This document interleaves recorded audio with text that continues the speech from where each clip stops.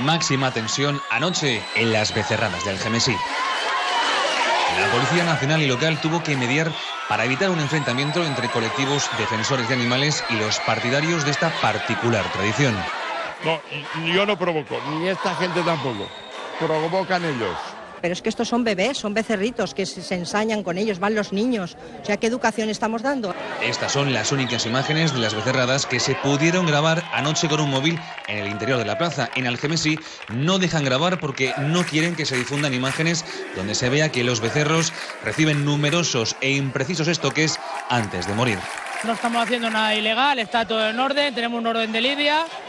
Se ponen las banderillas, hacemos 2 intentos de entrar a matar, ni descabellamos ni nada. Para impedir su celebración, un centenar de antitaurinos llegados de toda España se desplazó hasta Algemesí. De Cataluña, de Asturias, de Madrid, de Castellón, de Murcia. Nuestra intención es que la gente entienda que un animal sufre, que no es divertimento, que me da igual que sea tradición. Intentaron acceder a la plaza por diversas entradas para hacerse oír.